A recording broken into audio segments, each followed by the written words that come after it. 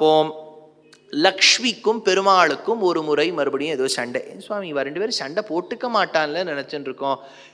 போட்டுண்டால் தானே நமக்கு 108 கணக்கு வரும். அதனால அவளுக்கு என்னன்னா ஒரு நல்ல நம்பரா கொடுக்கணும். சண்டை போட்டுட்டா. லக்ஷ்மி இந்த க்ஷேத்திரத்துக்கு இறங்கி புஷ்கரணி கரையில் இருந்து தவம் மேற்கொண்டாள். அந்த புஷ்கரணி கரையிலேந்து கடைசியில தவம் செய்யும் கோலத்தோட பார்த்தா பெருமாள் தரிசனம் கொடுத்தார். அதனால இந்த புஷ்கரணிக்கு தரிசன புஷ்கரணி, தரிச புஷ்கரணின்னு பேர். சரி, பெருமாள் சொல்லிட்டார், நான் உனக்கு காட்சி கொடுத்துட்டேன். உலகோர்கள் உய்ய வேண்டும், உன்னதியில் இருப்பவர்கள் சந்தோஷம் அடைய வேண்டும். லக்ஷ்மி நம்ம 2 பேரும் கல்யாணம் பண்ணிக்கலான்னு விட்டார். அந்த மண்டபத்தில் கல்யாணம் நடக்கிறது.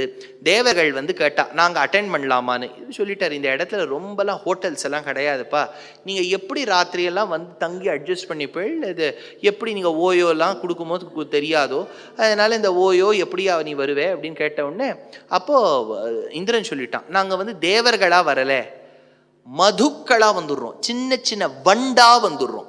அந்த வண்டுகளா தாயாருடைய மாலையை சுத்தி ஹிரீங்காரம் பண்றோம். எங்க ஹிரீங்காரம் உங்க கல்யாணத்துக்கு வேத கோஷம் மாதிரி இருக்கும். அங்கம் ஹரேஹே புலகபூஷணமாஸ்ரயந்தி பிருங்காங்கனேவ முகுலாபரணம் தமாலம் இருக்கா. தேவர்கள் வந்தா. அப்ப தாயாரை பார்த்து சொன்னா, நீ இருக்கக்கூடிய அழகோட கூடவே நாங்க இருந்துடுறோமேனு. இன்றளவும் இந்த அபிஷேகவல்லி தாயார் சன்னதிக்கு நீங்க போங்க. உத்தராயண காலம் தட்சிணாயண காலம்னு இருக்கா.